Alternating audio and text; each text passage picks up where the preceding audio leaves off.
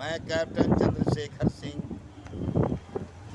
अमृत महोत्सव के 75वें स्वतंत्रता दिवस के शुभ अवसर पर भारत के सभी माताओं, बहनों, बुजुर्गों, भाइयों एवं प्यारे नन्हे बच्चों को हार्दिक शुभकामना देता हूँ। मैं भगवान से प्रार्थना करता हूँ कि हमारा देश इस प्रकार अपनी आज़ादी की जश्न हमेशा मनाते रहे। बच्चों, जैसा कि आप जानते हो, भारत आज से 75 साल पूर्व अंग्रेजों की चंगुल में फंसा हुआ था। इन चंगुलों से मुक्ति दिलाने के लिए भारत देश के सुरमाओं ने, भारत देश के सपूतों ने अपनी मुखाग्नि देकर अपने आप को इस स्वतंत्रता की आग में भस्म कर भारत को आज़ादी दिलाई। जैसा कि आप जानते हैं कि भारत के इन शूरवीरों में नेता सुभाष चंद्र बोस, चंद्रशेखर आज़ाद, भगत सिंह, अशफाक़उल्लाह खां, राम प्रसाद बिस्मिल ऐसे महान योद्धाओं ने हंसते हंसते अपनी देश की आज़ादी के लिए अपने आप को कुर्बान कर दिया।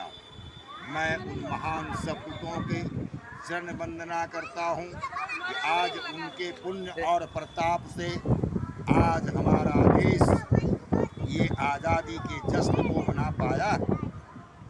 भाइयों, आपको मैं एक बात याद दिलाना चाहता हूँ, ये आज़ादी हमें इतनी आसानी से प्राप्त नहीं हुई।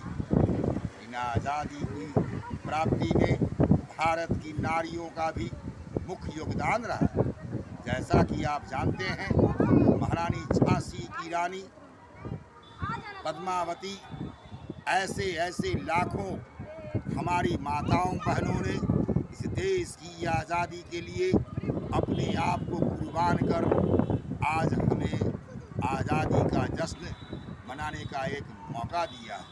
मैं उन महान वीर सेनानियों, महास्वतंत्रता सेनानियों को बार बार चरण वंदना करता हूँ। मैं चरण वंदना करता हूँ सरदार वल्लभ भाई पटेल, महात्मा गांधी, पंडित जवाहरलाल नेहरू जैसे ओजस्वी प्रधानमंत्री जो हमारे देश की आज़ादी की पहली झलक दिखाई।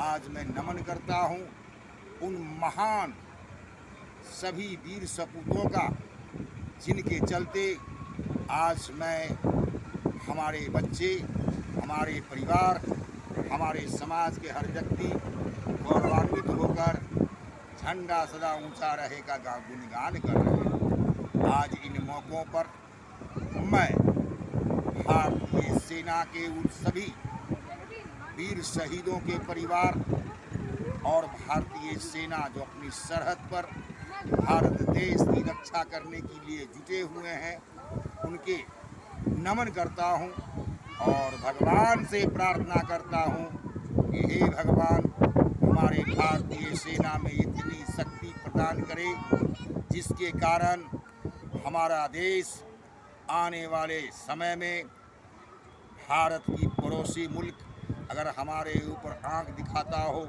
हम उसका मुंहतोड़ जवाब देकर भारत की गौरवमयी इतिहास को कायम रख सके।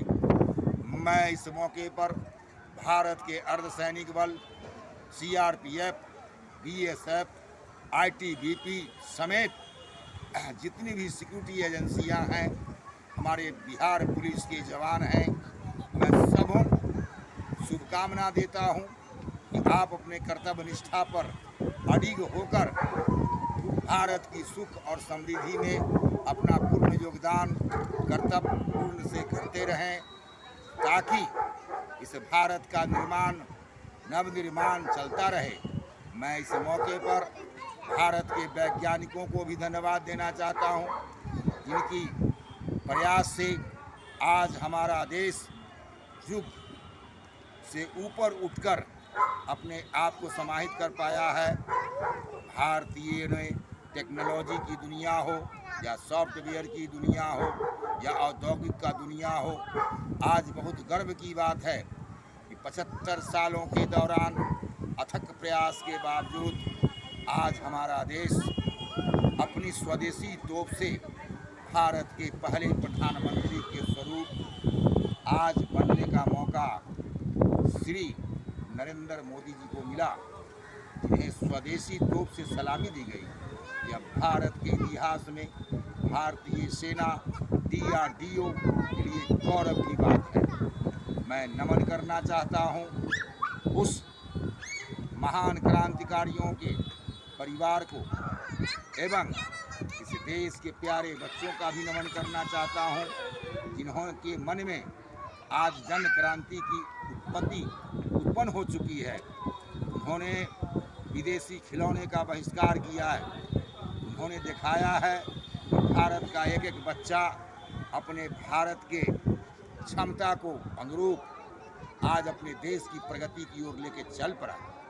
मैं नमन करता हूं भारतीय किसानों का, जिन्होंने अपनी असीम मेहनत कर ऐसा फसल उपजाया है कि आज भारत अपना ही अनाज की पूर्ति नहीं बल्कि देश के विदेशों में 35 से 40 देशों का भरण पोषण अपने अनाज को भेज के करवा रहा है। मैं किसानों को इस मौके पर हार्दिक बधाई देता हूं।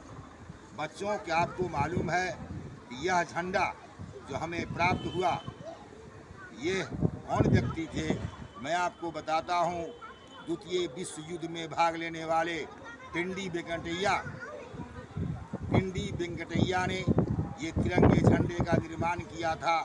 आज मैं इस मौके पर पिंडी वेंकटैया को भी नमन करना चाहता हूं, जिन्होंने ऐसा चीज़ का निर्माण किया जिसे पाकर के आज हम अपने देश को गौरवान्वित महसूस करते हैं। इस मौके पर हमारे कॉमनवेल्थ गेम के अंदर में हमारी बेटियां, हमारे बेटों ने जो प्रदर्शन किया है, जो गोल्ड मेडल प्राप्त किया, जैसा कि आप मालूम है कि 22 गोल्ड मेडल, 16 सिल्वर मेडल एवं 26 ब्रॉन्ज मेडल भारत की बेटियों ने हासिल किया। एक ऐतिहासिक बात है, युग बदल रहा है। आइए हम सब लोग मिलकर शपथ लें कि भारत की सुख और समृद्धि में अपनी जान लगाकर भारत की आज़ादी को कायम रखते हुए अपने आप को समाहित कर हम ऐसा कार्य करें जिससे भारत का नाम सदा ऊंचा रहे। इस वाणी के साथ मैं एक बात कहना चाहता हूँ कि चढ़ूंगा माँ के वेदी पर, खुशी से खोल कर सीना, कदम पीछे हटाऊं तो समझना खाक है जीना। जय हिंद, जय भारत।